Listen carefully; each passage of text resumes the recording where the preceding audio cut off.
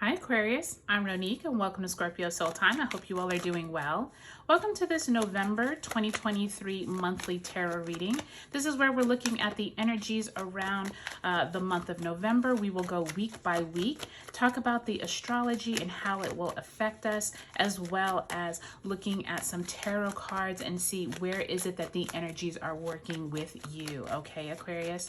Before we get into it, thank you so much. Thank you for your likes, your subscribes, and comments, and thanks for giving my videos a thumbs up. Lets me know that these readings are resonating with you. If you have already left me a comment, thank you so much. I always appreciate it, and please feel free to keep commenting. Let me know what's going on with you all in your life. Let me know how that eclipse season was. Was it hard for you? Have you felt any fallout from it? I do think that November we are continuing the energy from that Taurus full moon eclipse that we had on the 28th. We do open up the month with that energy, as well as on November 4th, we have Saturn finally moving direct in the sign of Pisces. So those type of lessons from Saturn, the teacher, could come in during the month of November. So check the description box below. I have highlighted all of the important astrology dates for November. Let's get into it, Aquarius. You start off with the King of Pentacles in reverse, as well as the Nine of Pentacles in the upright. Second week of the month, you have the Seven of Pentacles. My goodness, lots of pentacle energy here. And you have the Four of Cups in reverse. Third week of November, you do have the World card, Major Arcana, as well as the King of Wands. Last week of November, you have the Seven of Wands and the Two of Swords in reverse. All right, Aquarius, let's take and see where Spirit wants you to focus your energy for the month of November. I already see a card that needs to be turned over. Where should Aquarius put their energies? Where should they focus for the month of November? Thank you, Spirit.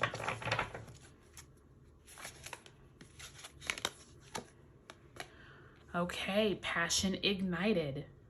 So for those of you who have had a passion project on the back burner, possibly for whatever reasons, maybe not enough finances, maybe not enough time to work on a passion project.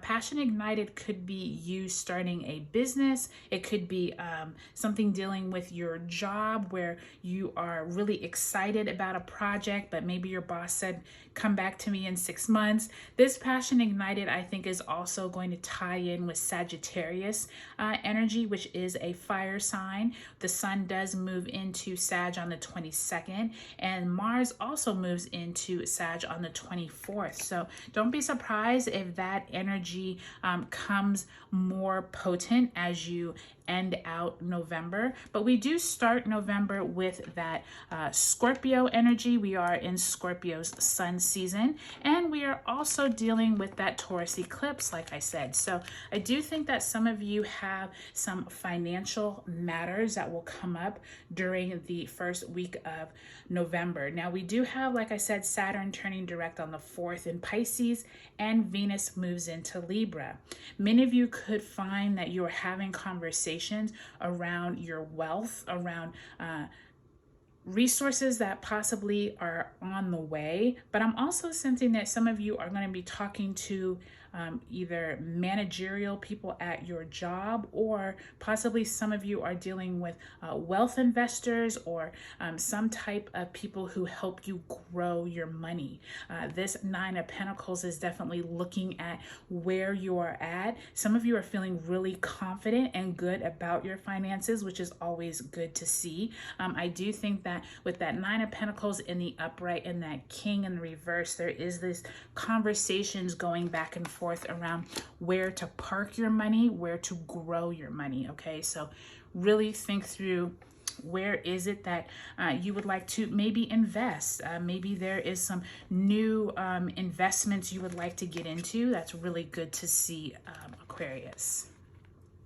By the time you get into the second week of November, we do have Mercury moving into Sag on the 10th, and we have a Scorpio new moon on the 13th. For some of you who are have a side business, or this is your main business, maybe you've been looking for clients, maybe you've been trying to grow your business, I do think with that Seven of Pentacles, there is that literal, like, where do I water my seeds in order for them to grow? And I do think that some of you have been ignoring some opportunities out there that you're not I just heard some of you have been ignoring what you know you need to be doing. So like social media or marketing or email lists or those type of things that maybe you haven't put time into. And I do think that those of you who do have a online business, or those of you who need clients in order to feed your business, I do think that there's been some emotional support of people saying, well, do you have an email list? Do you have social media?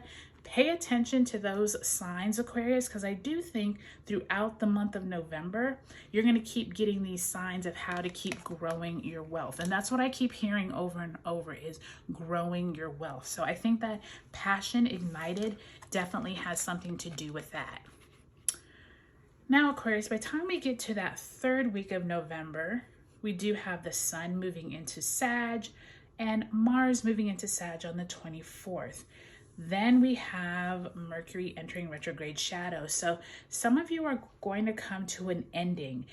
A cycle has finished and you're ready to start anew. King of Wands usually signifies some new passion, okay? Remember, you got that passion ignited. So there is some type of passion project that you are looking forward to starting. You first have to close up these loose ends with that World card. But I do think, Aquarius, you are really affected, or you were really affected by those eclipses. All the fixed signs, you, Scorpio, Taurus, and Leo, I do think have had a major shift in how you look at the world. And I do think that that World card and that King of Wands is showing you somewhere in your life you are having some major growth. And I do think that that's exciting, because I think by the time you get to the end of 2024, you're going to have some new ideas. And I think by the time Pluto moves into your sign in January, I think you're going to have all these great new ideas, okay?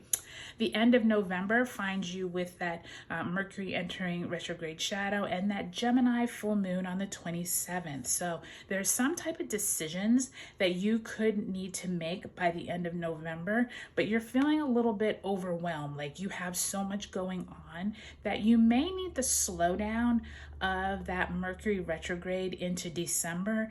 Maybe these decisions with that Two of Swords, maybe you don't make them at the end of November. Maybe you wait until you reach, out of the holidays.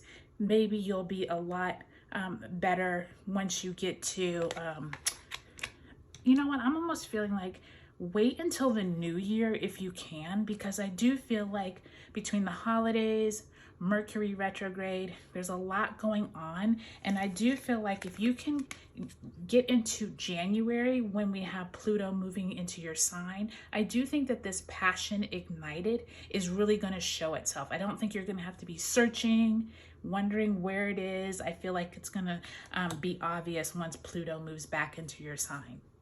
All right, Aquarius, I hope this was helpful. Take a look at your sun, moon, and rising signs, and I'll talk to you later.